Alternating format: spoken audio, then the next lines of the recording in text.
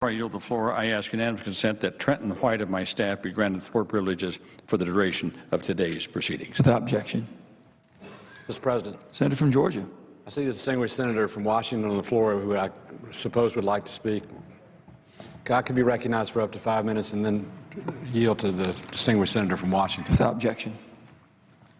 Mr. President, last Friday I left this chamber with a folder containing most of the information from the Ryan Murray Comprehensive Agreement on our budget.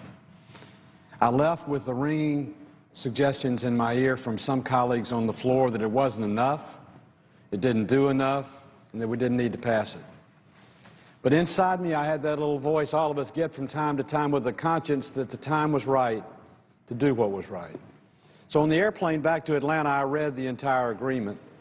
And then when I spent the weekend at home while doing Christmas shopping, going out with grandchildren, talking to my wife, I also listened to the people of Georgia and listened to what they had said. And some remarkable things happened this weekend. At church on Sunday, following a cantata, and usually I'm accosted at church with people who have all kind of various suggestions about what I should or should not be doing, but I was kind of remarkably surprised at how many people came up to me and said, "Thank goodness y'all have finally found an agreement for predictability on the spending of the money in our federal budget." Not one negative comment. I left church, went to lunch, and then went shopping at the mall, where I was stopped 3 or 4 times by people, some Democrats, some Republicans, some I knew, some I did not. Again, the same comment. Finally, you guys have gotten your act together and you've gotten a bipartisan agreement on the budget. Went to a dinner party with a lot of partisan activists that night, Sunday night. Although there was some grumbling about we didn't get this or we didn't get that, there was some relief that finally we weren't going to go through what we went through on October 1st and the threats that we've gone through in the past over government shutdowns and a failure of our government to function. And then I got on the plane to fly back to Washington yesterday morning, and once again, members of the military, people I did not know, people I did know, some with the bureaucracy, some without, all stopped and generally said the same thing. Finally, it's about time. So when I voted earlier today to shut off the debate or end the debate and bring to a final vote the bipartisan budget agreement, I voted in favor of it because it's the right thing to do at the right time. And when the final vote comes in the next 30 hours, I'll vote for it again. And I want to give you 3 precise reasons why. Number one, I've been the voice of a biennial budget in this chamber for the last 15 years, in this chamber for the last 9. I've talked about how we need to bring more predictability and continuity to the budget process. I've talked about how we can't continue to pass CR after CR after CR, which on its face is an admission we cannot do our job. Jeanne Shaheen, the distinguished Democratic senator from New Hampshire, and I have co-authored the biennial budget proposal. This is a biennial budget taking us through 2015, giving us predictability. That's something we need to take advantage of and build on in the future and replicate over and over again as we bring more continuity to the budget process. Number 2, yes, I know there are a couple of pension tweaks. Yes, I know there are some savings in a couple of pension tweaks, but you know what? We're going to have to do a lot of tweaking in terms of long-term entitlements over the next few years if we're ever going to rein in the spending. Our biggest problem is not nearly as much what we spend in discretionary spending in 1 year as the obligation in the mortgage we're accumulating over decades. This particular proposal will save $22.6 billion over the next decade, but $100 billion over the decade to follow, because it accumulates and it compounds, and those savings on entitlement programs can make a tremendous difference. And third, and most importantly, we stumbled and fell last October when we decided to shut down the government rather than do our job. I want to commend Senator Murray and I want to commend Paul Ryan, and I want to refer to you a conversation Paul Ryan and I had on Saturday by our cell phone. I was at Mount Bethel Methodist Church in the gymnasium watching my 8-year-old granddaughter play basketball. He was in Wisconsin watching his daughter play basketball as well. He called me on my cell phone and we talked for about 15 minutes, not as much about the budget proposal as about our granddaughter and our daughter, recognizing if we fulfill our responsibility as representatives of the American people in this Congress this year, if we begin the process of predictability in appropriations and budgeting, and if we begin the process of recognizing our entitlements are running away from us, our debt and deficit will kill us, maybe, just maybe, instead of being the first generation of American politicians to leave our children and grandchildren worse off, we'll be the first generation of American politicians to return to the sanity of fiscal soundness, biennial budgeting, and accountability in the way we do our business. I vote for that, and I'm going to vote for the Murray-Ryan budget tomorrow when it comes to the floor of the Senate, and I yield back the balance of my time and defer to the senator from Washington. Clerk will call the roll. Mr. Alexander.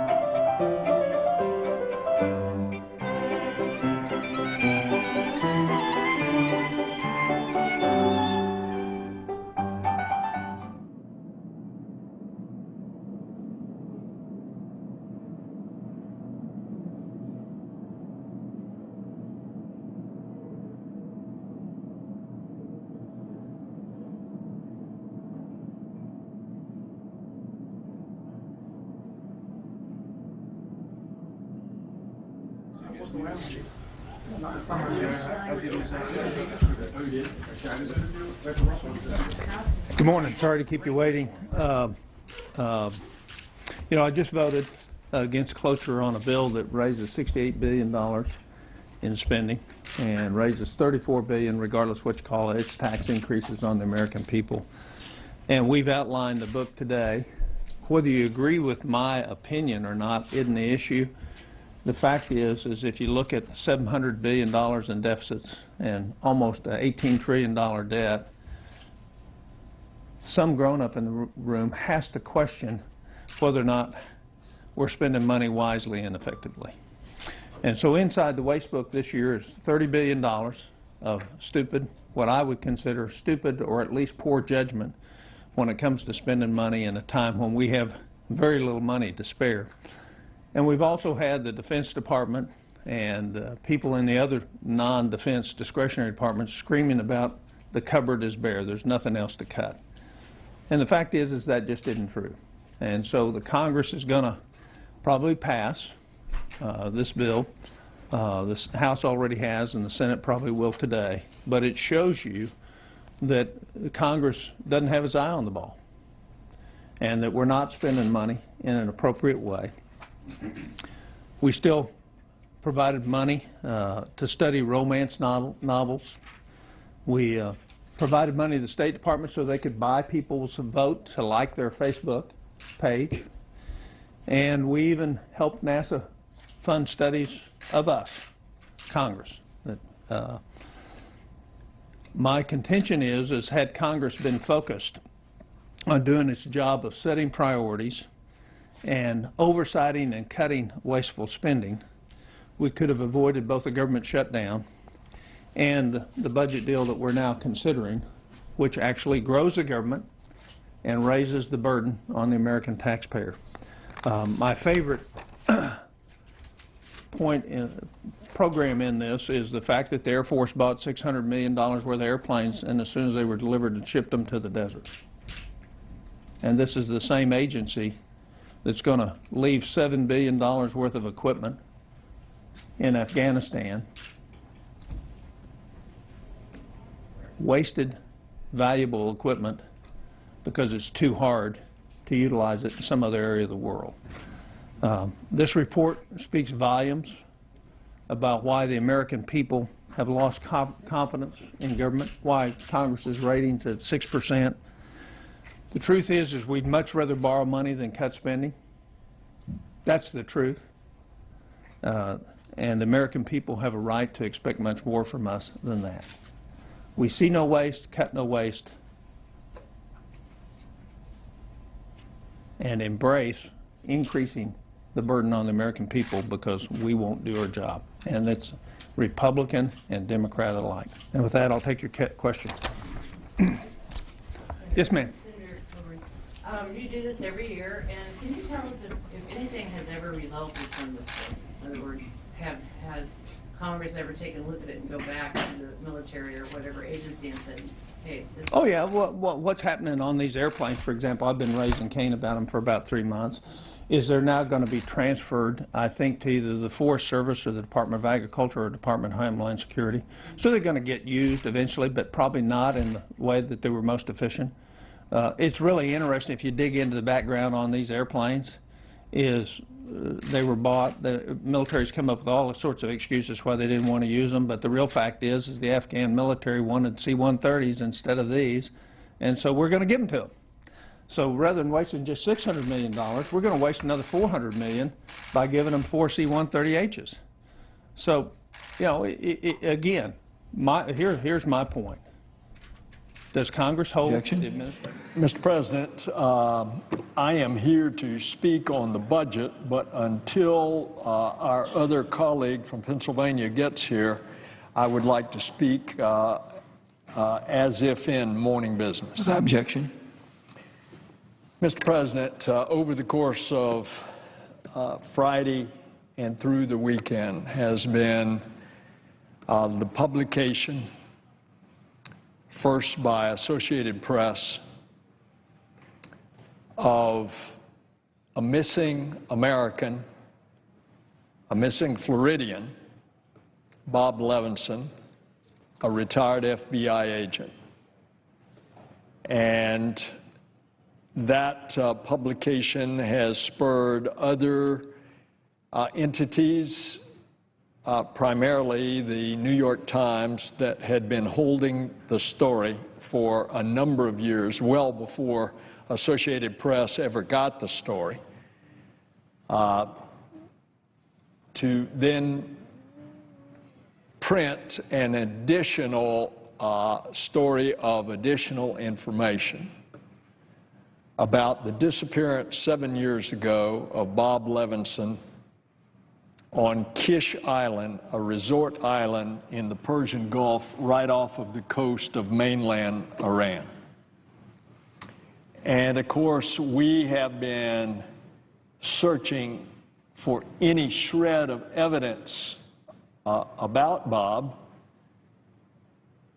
He has here in the U.S., in Florida, a wife and 7 children. And the length of time of which he has been missing, unfortunately, seems to have met or exceeded the amount of time for almost any American. And the family, of course, desperately tries to seek any shred of evidence. Now, they were heartened 3 years ago that Christine Levinson, his wife, received a secretive email with a video that showed that Bob was alive. And in it, he made statements about he had served the government of the U.S. for 30 years and please help. About a year later, she received also by another circuitous email a photograph of him obviously later, because his hair is long and there's a full beard. His hair is silver, his beard is silver, and in both the video and the last item, the photograph, he appears quite gaunt. And of course, we know that he has health problems, high blood pressure, and so forth. And of course, we fear.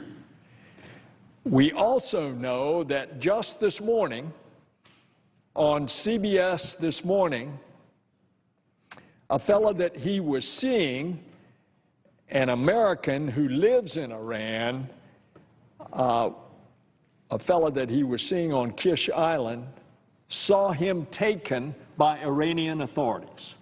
Now, it is no secret that all levels of the government, including their Florida senator, have reached out to the Iranian government over the years, including the President of the United States when he spoke to the newly elected President of Iran when that United Nations meeting occurred in September.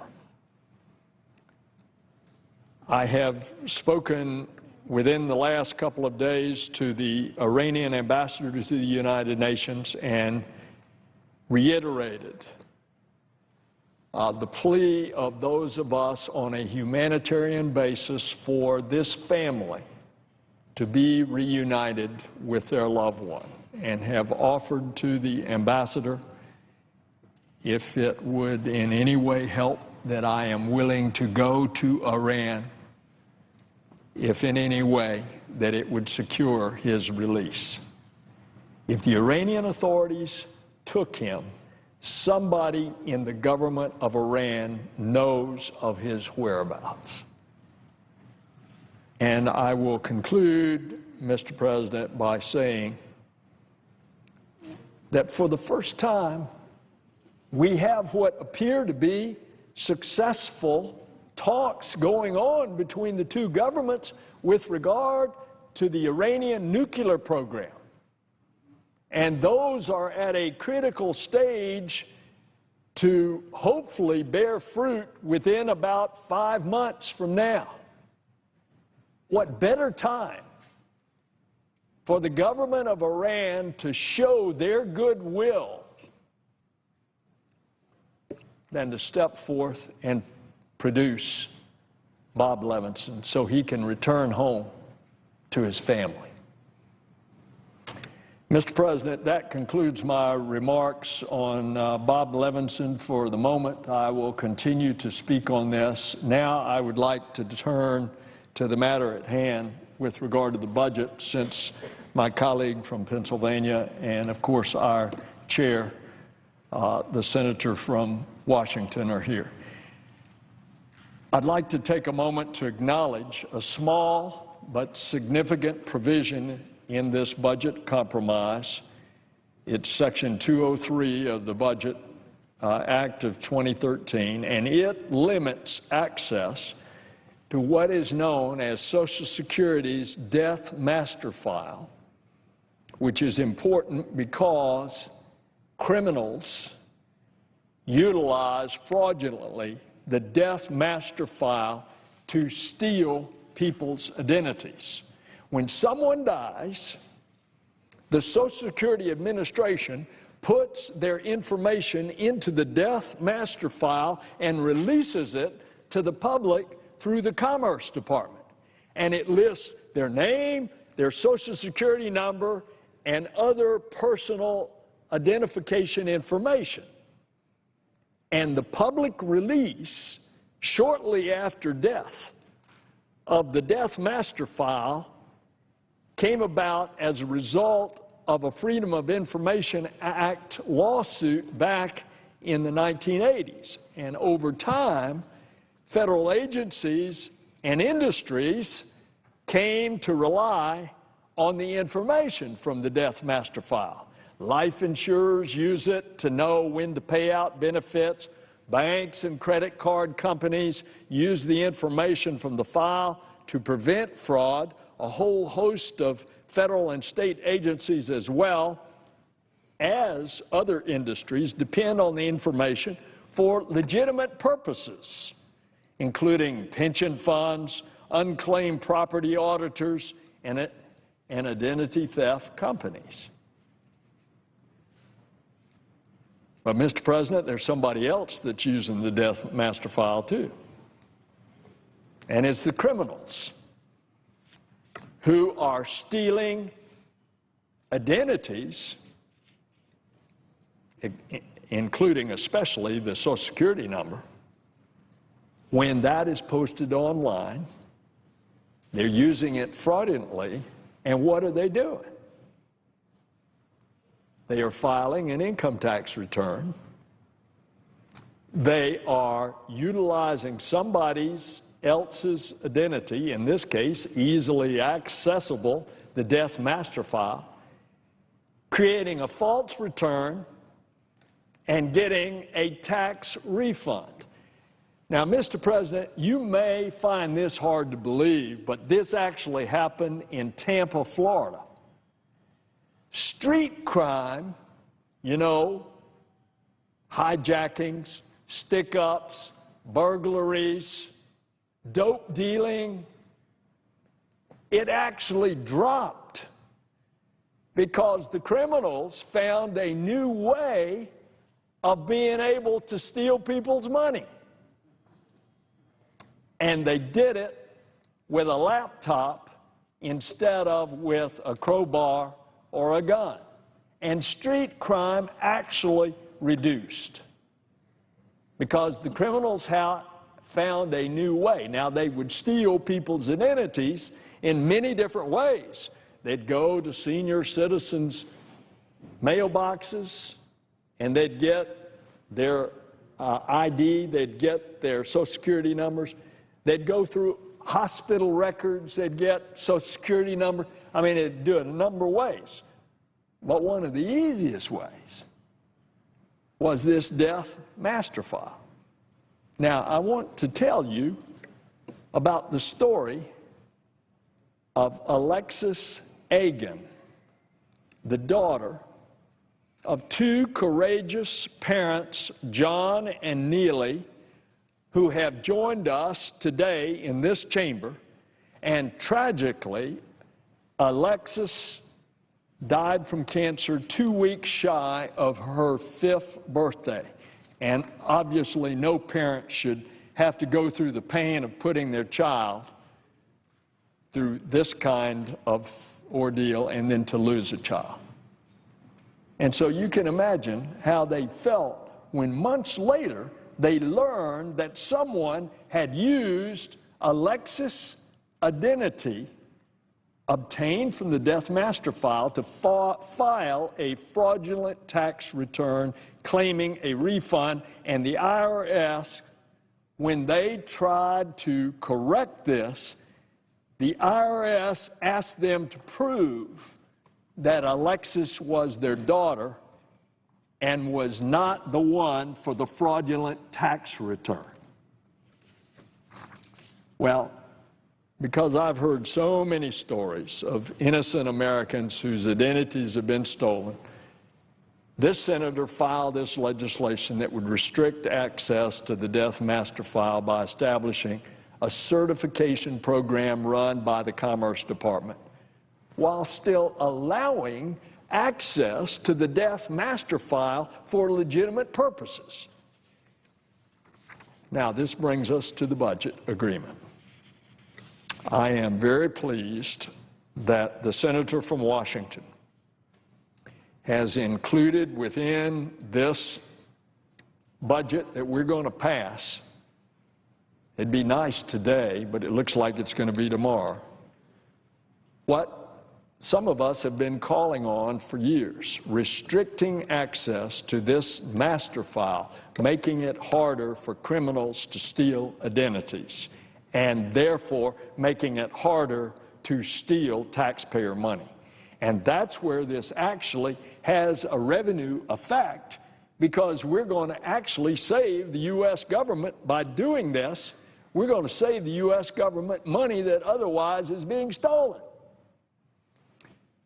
So I want to thank the courageous chairman of the Budget Committee for including this idea in the act and in crafting it, what used to be S-676, the Identity Theft and Tax Fraud Prevention Act. It was never any intent of this senator or the co-sponsors of denying access to the master file by the people who need it for legitimate purposes. And the language in this budget deal would include the file in the Freedom of Information Act exemptions, so that it isn't available to just anyone off the street. However, the Social Security Administration and Commerce would still be able to release the information in the file for those who need it. So I want to ask the distinguished chair of the committee, is it true that as Commerce sets up a certification program, that the Social Security Administration and Commerce will still be able to release the death master file to folks who need to use it for legitimate purposes? Mr. President. Senator from Washington. Mr. President, I would ask unanimous consent to engage in a colloquy with the senator from Florida and the senator from Pennsylvania and respond to the senator from Florida. Without objection. Mr. President, yes, the senator from Florida is correct. That is absolutely our intention. There is nothing in law that prevents the continued public release of the death master file while the Commerce Department sets up the certification program. This act simply exempts the Social Security Administration's death records from Freedom of Information requests under Section 552 of Title V of the United States Code, subsection B. Mr. President. Mr. President, echoing the comments of my colleague from Florida, I'm pleased that the budget includes language to address fraud that's perpetrated with information from the death master file. Tax fraud is a large and growing problem. We know that. In 2012, for example, the IRS reported that they identified over 1.2 million identity theft returns. As of June 2013, they identified 1.6 million for this year. Thousands of these cases involve the identity of a deceased taxpayer, and a recent audit of the 2011 tax year identified 19,000 fraudulent returns from recently deceased taxpayers. Under current practice, for $10, criminals can purchase the full name, Social Security number, date of birth, and date of death of a deceased citizen or legal resident. As a member of the Finance Committee, I've worked with my colleagues to address this issue, and I'm pleased to see the language limiting access to the death master file in the budget deal. As Commerce begins its rulemaking, it's essential to strike the correct balance. The reality is that the death master file is used by companies across Pennsylvania and the nation to prevent fraud and provide other essential consumer protections.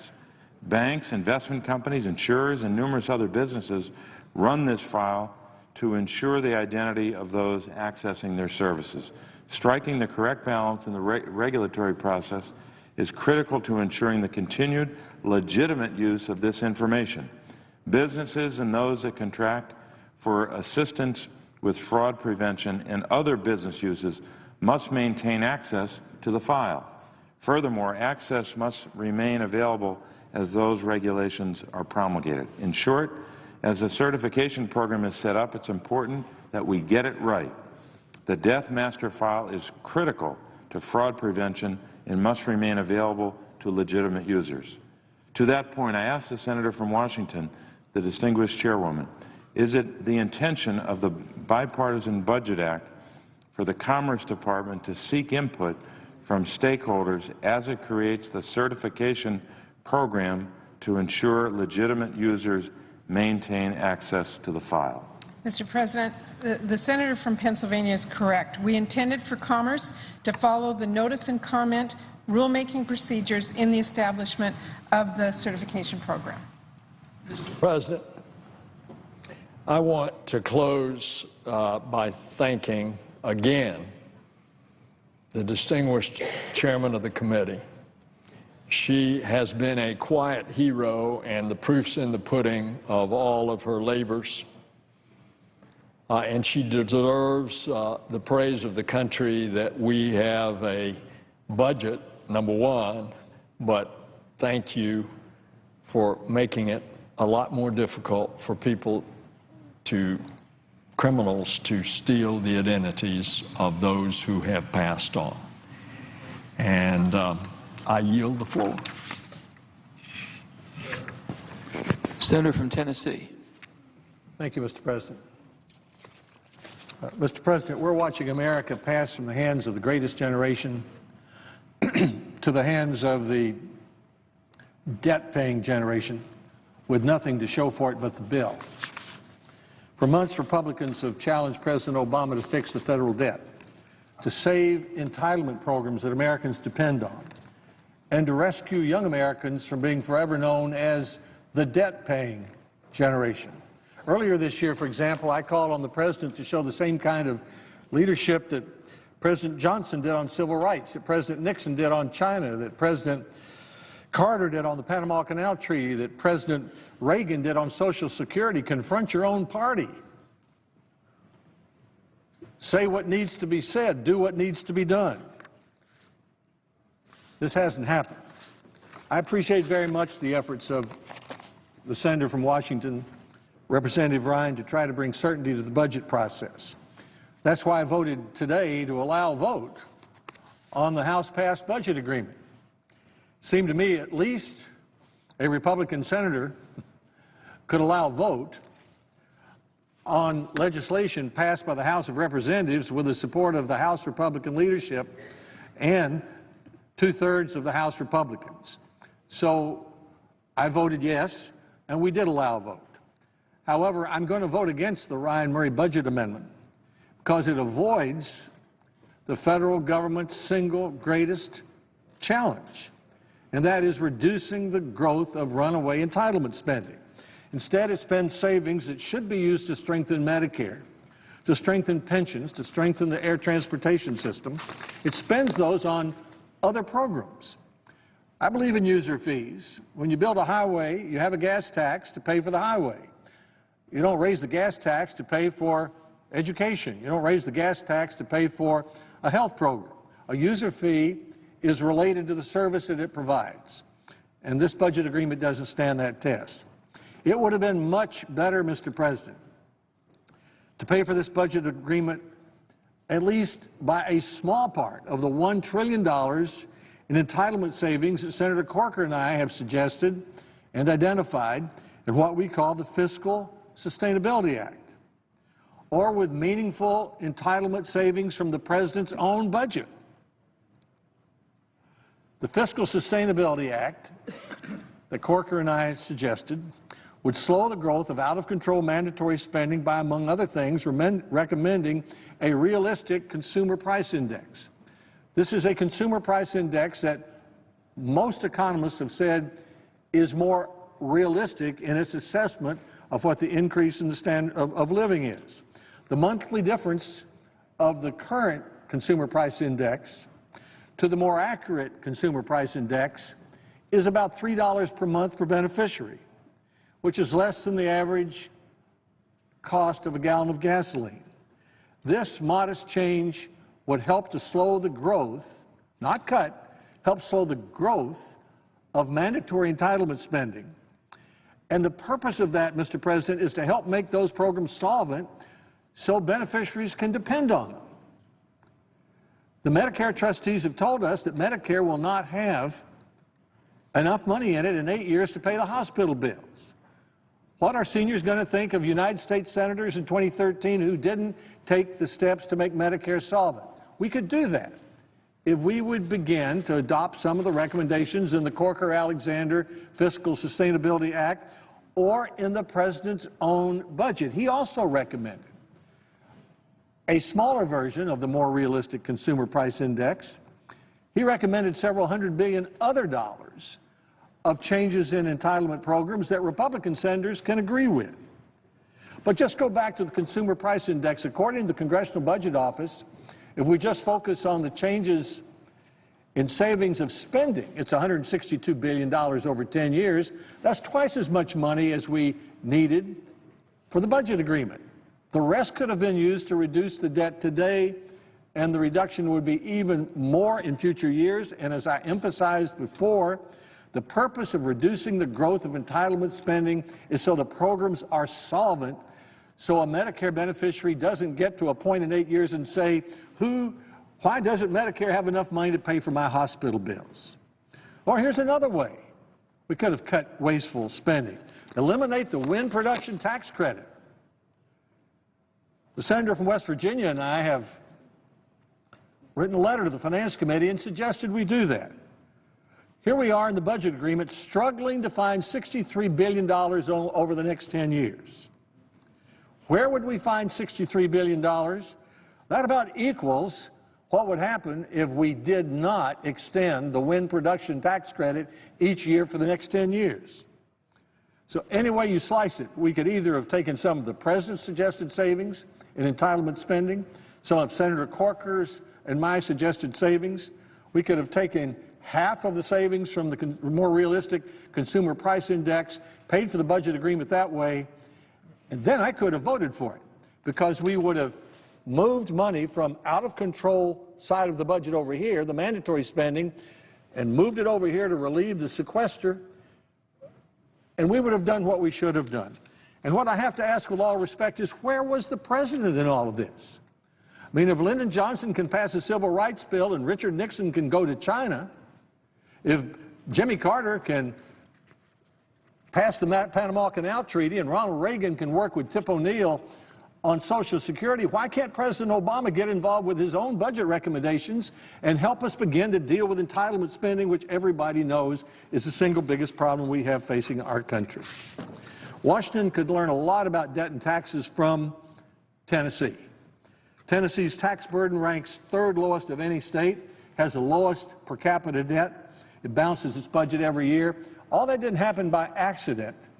I was governor when we needed 3 big road programs, and instead of borrowing the money, we paid for it as we went.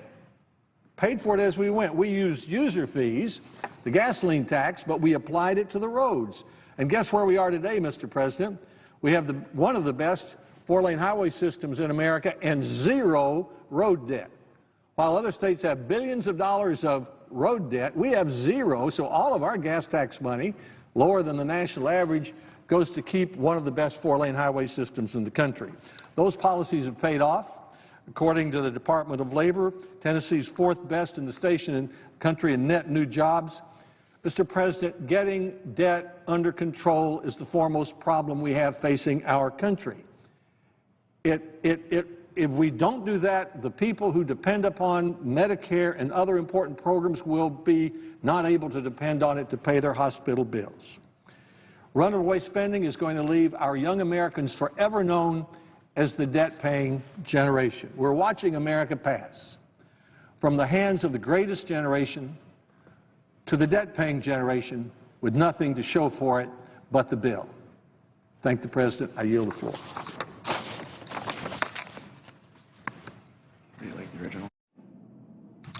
Mr. President. Senator from Massachusetts. Mr. President, I come to the floor today in support of the Equal Employment for All Act, a bill I introduced today with Senators Blumenthal, Brown, Leahy, Markey, Shaheen, and Whitehouse. This legislation would prohibit employers from requiring prospective employees to disclose their credit history as part of the job application process. It makes sure that hiring decisions are based on an individual's skill and experience, not on past financial problems. This is also about basic fairness. Let people compete for jobs on the merits, not on whether or not they have enough money to pay all their bills. Many people have had bad credit because they hit hard times. They got sick, their husband left, or their wife died, they lost their jobs. These are tough events under any circumstances, and they often put a real financial strain on a person. The strain sometimes results in late payments or an increase in the amount of money that they must borrow. The problems of bad credit were compounded following the 2008 financial crisis. Millions of people stumbled financially when shrinking home prices left them unable to refinance or to sell a home. Depreciated savings left people with a smaller financial cushion to survive fluctuations in their income. People lost their small businesses and found themselves mired in debt. For too many people, the fallout from the 2008 crisis also damaged their credit. Much of America, hardworking, bill-paying America, has a damaged credit rating. And the impact of that bad credit rating lasts a long time. Negative information generally remains on a credit report for 7 years, and in some cases, it lasts even longer. Most people recognize that one consequence of bad credit is they're going to have trouble borrowing money or they're going to pay more when they borrow. But for many people, a damaged credit rating can block access to a job.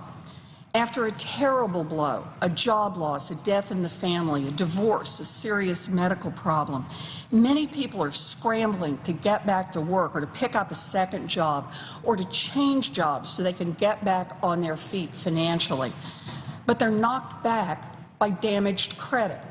Today, highly qualified applicants with bad credit can be shut out of the job market. This is wrong. It was once thought that a credit history would provide some insight into a person's character. And today, many companies routinely require credit reports from job applicants.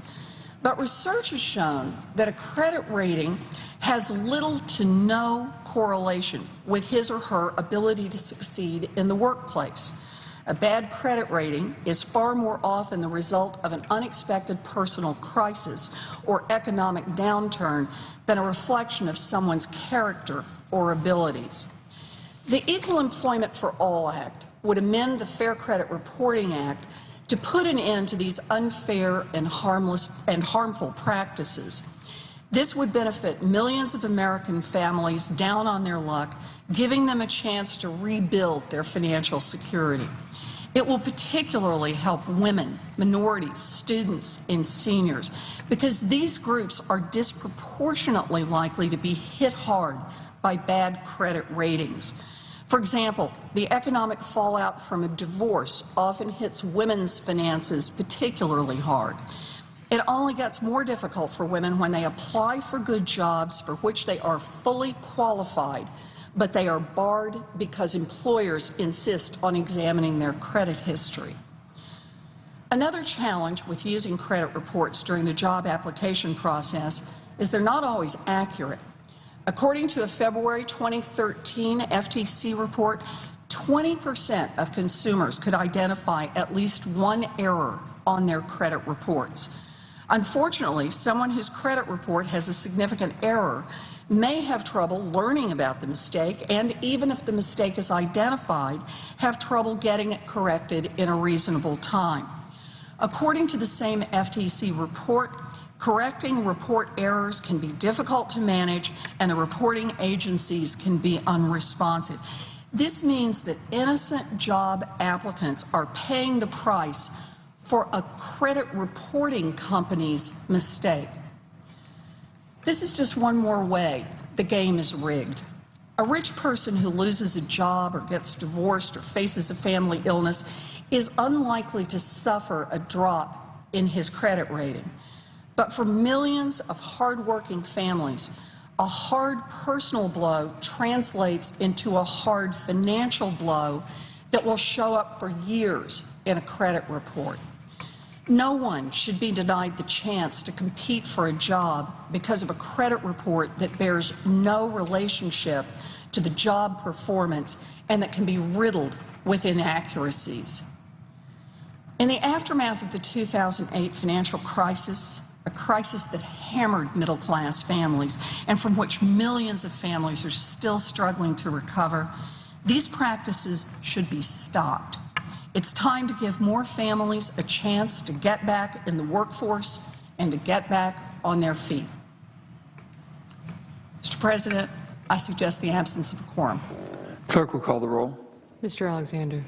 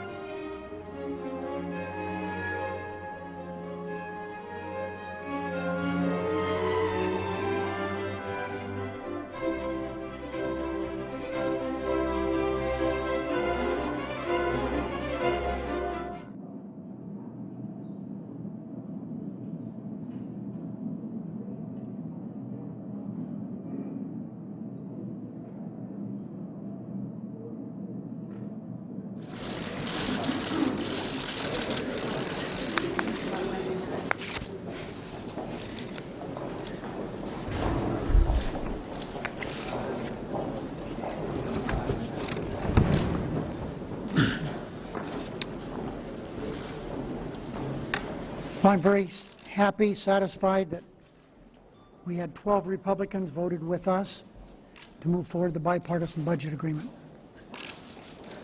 I look forward to final passage of this sometime tomorrow to avert another dangerous and costly government shutdown in January. We have a lot to do before Christmas, but we can get it done. We just need a little bit of cooperation from Republicans on other issues before us. If not, we're going to face another long series of votes that will bring us the weekend and at least the first part of next week.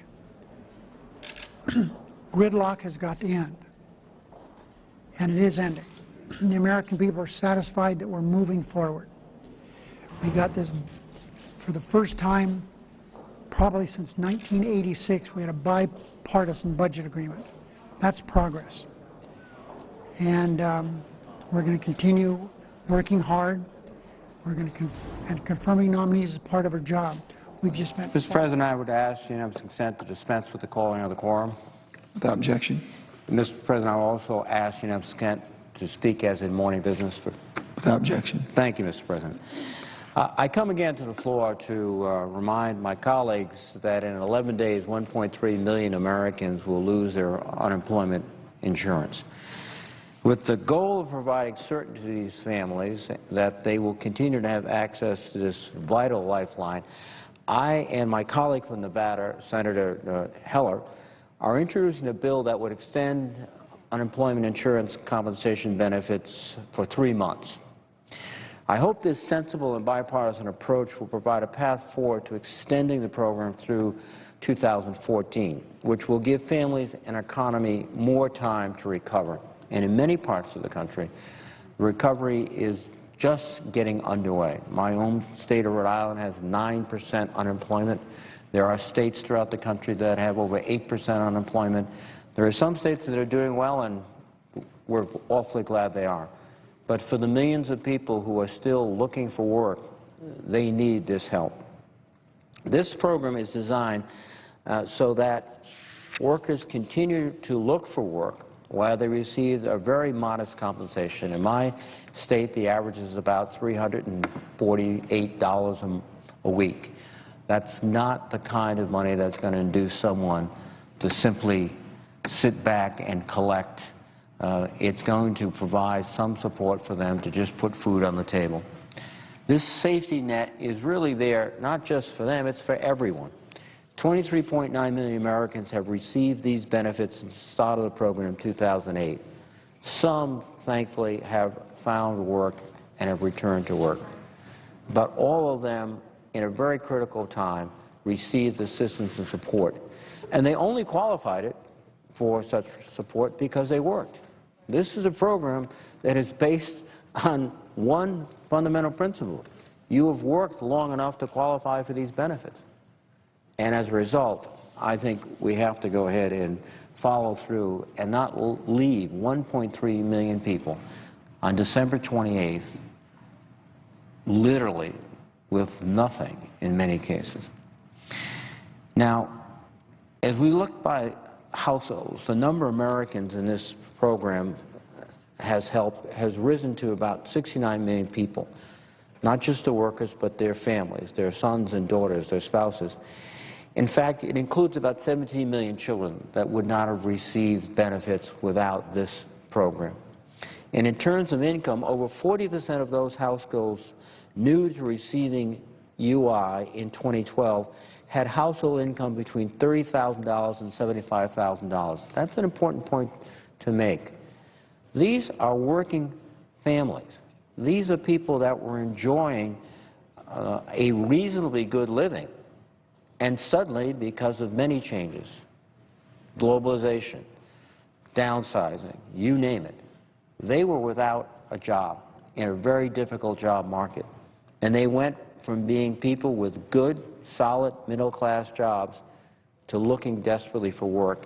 And at least this program gave them some support as they made that great effort to look for work. So this program has been and continues to be a crucial benefit to millions of American households all over the country of nearly every conceivable demographic background. And it's become a significant part of our recovery, too. Its expiration will hurt families. It's been estimated that if we do not extend this program for the next year, we will lose 200,000 jobs. because the logic of this program is very compelling. People who are receiving these benefits, people who used to make $50,000 a year, for example, and many of them did, they're not going to go ahead and turn around and take these benefits and just sort of squirrel them away or go off on a vacation. This is about paying the rent, paying for fuel in a cold winter or a hot summer in the South and Southwest. It's about making sure that the children get a little something. Again, about 17 million children have benefited over the last several years since 2008 from this program. So this is absolutely critical. It's critical to our economy. It's not only the right thing to do, it's the economically smart thing to do. It's been estimated that without the extension of unemployment insurance, we will lose 0.2% of GDP growth this year. At a time when we all, and I think very sincerely, profess to say our number one job is jobs, getting people back to work, growing the economy. And if we grow the economy, that has many, many beneficial effects. Not only does it lower the number of people that need this type of assistance, but as a result of that and other activities, it begins to lower our deficit. So for so many reasons, both economic and central to our purpose as a government, which is when people who've worked hard run in through no cause of their own a situation when they lose their employment, there's something there for them. And I hope we can move forward. I am so pleased that Senator Heller has stepped up and has joined me, and I would join him in urging all my colleagues to give us the opportunity not only to bring this legislation up, but if for at least 3 months to extend it so that we can look longer term. There are some of my colleagues that have raised some very, very interesting points about perhaps there's reforms necessary for the program. Well, in the context of a program that expires on December 28th, it's hard to take the legislative time and insight to develop reforms that will work for everyone. But if we can extend this at least for 3 months, we have that opportunity. So, Mr. President, again, I will return. This is not the last time I will speak on this point, but I want to come back and remind people this program is central to so many families. It is an important part of continuing our economic expansion, and it is particularly difficult at this time of year when 1.3 million Americans in this holiday season are facing a cutoff of benefits that for many of them are the difference between paying the rent, paying the mortgage, keeping the kids in their sports programs, doing those things that families in America not only expect to do, but we are here so that they can accomplish those things. So, Mr. President, with that, I would notice the absence of a quorum and yield the floor. Clerk will call the roll. Mr. Alexander.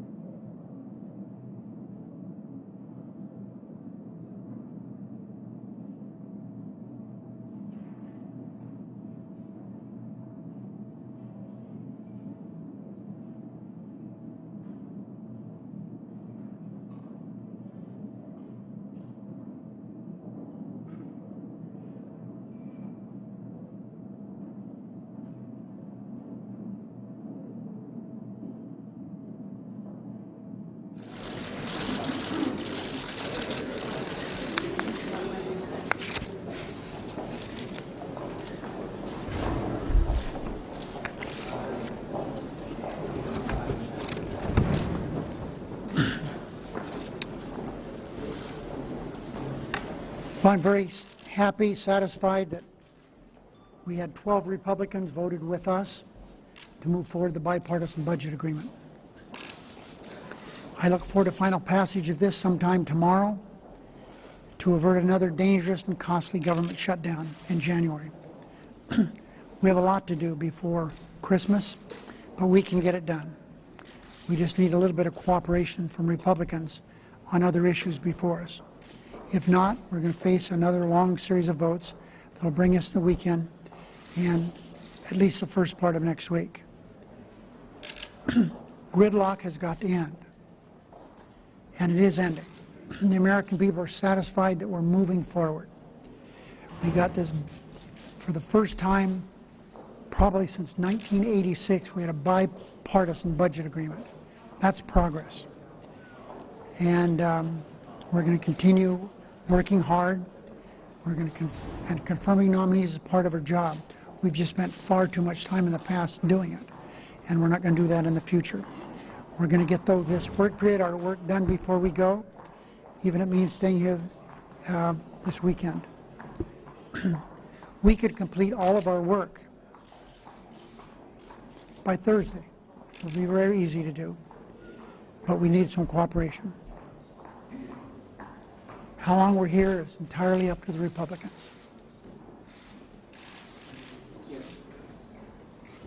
So that's all I have. Senator Reid, do you feel like the passage of the Bipartisan Budget Act tomorrow is going to herald any new era in comity in the Senate? I really do. I think the example set by Ryan and Murray is significant. Now, the budget agreement is not perfect. Parts of it I would rather have written it myself. But that's what legislation is all about. It's really a step forward. The American people like something to get done. This is a 2-year budget process. That's great. Senator Mikulski just spoke in the caucus how happy she was.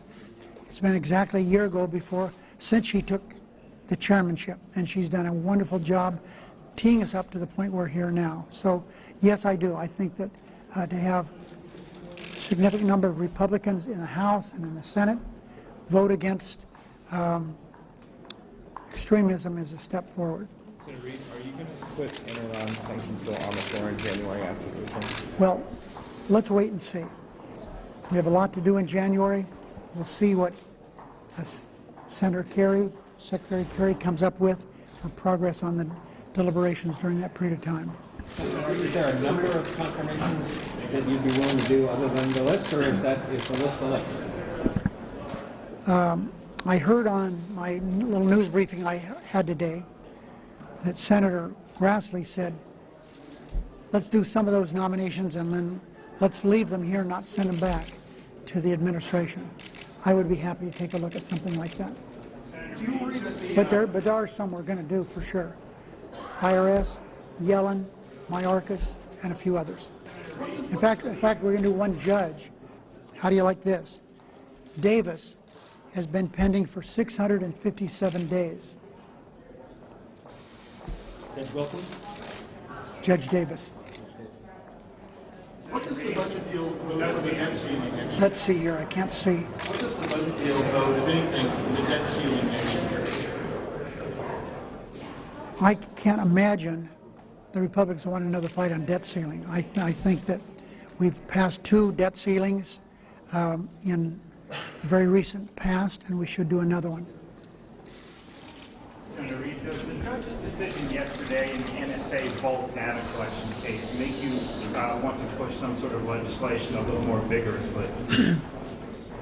We know that senators, both Democrats and Republicans, would like to change the law as it relates to some of the collection activities. And I think that's good. I think we need a good public debate on this. But also, all the rulings that have taken place on bulk collection, they don't agree with what Leon said.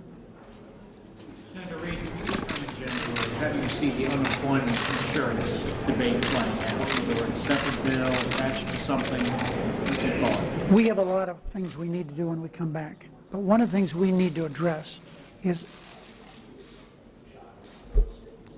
the inequity of what's taking place in the environment. The rich are getting a lot richer, the poor are getting a lot poorer, and the middle class is being squeezed. So, of course, we have to do unemployment insurance extension. Of course, we have to do minimum wage. But those are just two of the things that we have to do. We have to do something to get on a path where we're creating jobs for the middle class. How do you see it playing out legislatively? Legislation attached to some other bill? I hope what we do is get back to doing legislation, bill by bill. That's what we've done in the past. We haven't done it in the last few years because there's been too much obstruction. Otherwise, what's coming to us, if the Republicans continue this, we're just shoveling to the executive branch of government more power. In conversations with the Republican leadership, in the run-up to this vote, did you ever develop the impression that they really wanted it to fail, even though they voted against it? Oh, I can't. I don't know. I mean, that would be pretty hard for me to second guess how they voted. And that's all I was looking to get a few votes, and we got more than a few for the Republicans. You heard from Senator Mikulski in the caucus. I was wondering what kind of progress they're making towards writing an omnibus appropriations bill, or what obstacles you see to getting it done by the middle of January. She said Rogers is as excited as she is about doing a bill. And she's going to work during the Christmas break. All the subcommittees will work. And when we come back, she believes we'll have an omnibus. Thanks, everyone.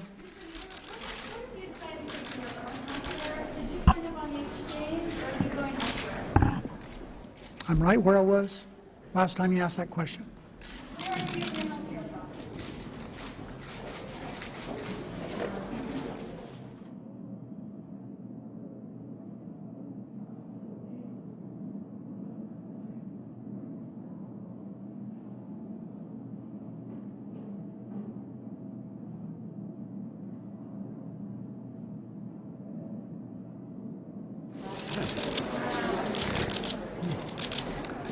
Well, I hope the majority leader just told you we're leaving at the end of the week.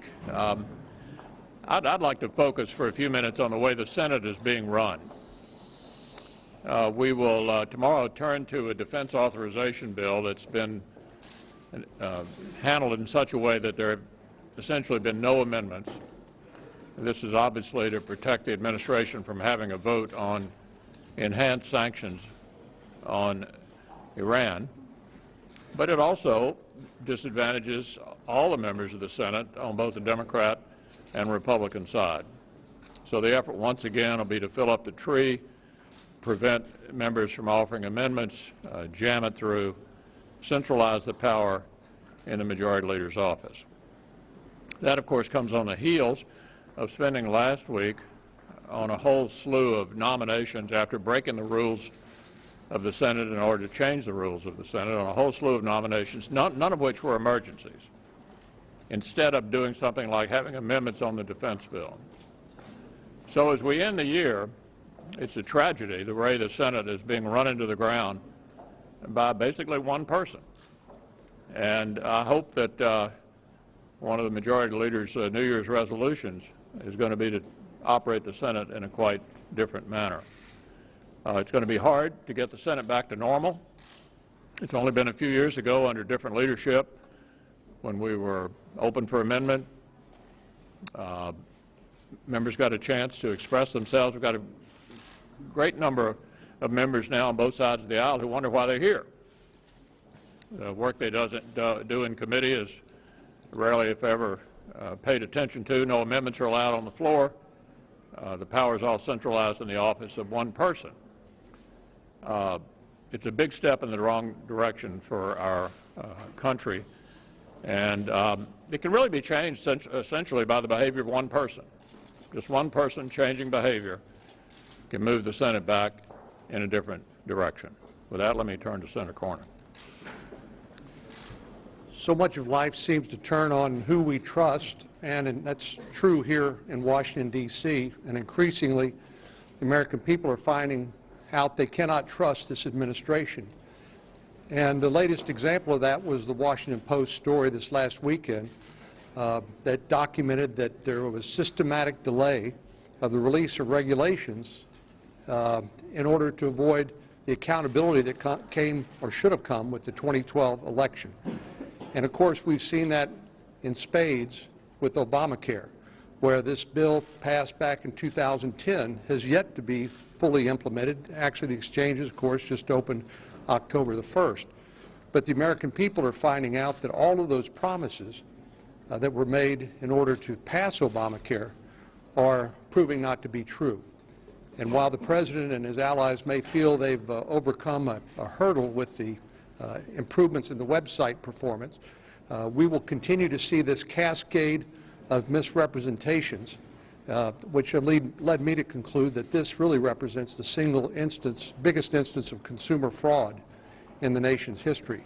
And the American people are increasingly led to the conclusion they cannot trust this administration to say what it means or mean what it says. And that story just gets worse for the administration as people become more aware of and dealing in a daily way with the impacts of Obamacare. When it was passed, again, one of the many promises that has been broken, and the reason that the American people don't trust the administration said that it would cut costs and make coverage more affordable for families and small businesses. Well, now the administration is having to eat crow on that as well. It was reported today that in a recent trip to Miami, Secretary Sebelius, in response to a question about Obamacare, said some are going to have to pay more for their insurance, which just affirms what I think Americans are finding to be their reality. They're seeing dramatically higher premiums, dramatically higher deductibles, and fewer jobs and less opportunity and lower take-home pay for their families. So we believe that the Secretary Sebelius was in an honest moment speaking the truth, what many of us have known to be true for a long time, and something that, again, is just another example of a broken promise that this administration made to the American people. But it's not too late to correct that. We would hope that the Democrats and the President will acknowledge the error of their ways and make it so that the American people can keep the coverage that they have, the plan that they have, the doctor that they have and like, rather than deal with this constant story week after week, the barrage, which is only going to continue into next year, higher premiums, higher deductibles, lower take-home pay, and fewer jobs to the American people. And following up on that discussion of jobs that the American people are so concerned about, it was actually March when President Obama came here to Capitol Hill, visited with the members of the Republican Conference, and I specifically asked him about approving the Keystone XL pipeline. As you know, there's significant bipartisan support for the Keystone XL pipeline. The President's own State Department, in their environmental impact statement, said that the construction would result in 42,000 jobs across the country. And the President said his decision would come in a matter of months, and certainly by the end of the year. Since that time, we've heard nothing from the President other than criticism and ridicule when he talked about the Keystone XL pipeline. But the end of the year is here now. It is time for the President to keep his word, stop stalling, give us his answer on the Keystone XL pipeline, and approve the Keystone XL pipeline for the jobs that it will create. Senator McConnell, you issued a statement announcing your opposition to the budget deal only after the cloture vote had taken place. You're thinking about why that was when you made that public announcement? Yeah, I've been quite open about how I felt about the Budget Control Act. Obviously, I have some pride of authorship there, having negotiated that deal with the Vice President. As was pointed out by a number of you in looking at the BCA, it's the only spending reduction bill we've passed in the last 30 years that's actually reduced spending. It reduced spending for 2 years in a row for the first time since right after the Korean War.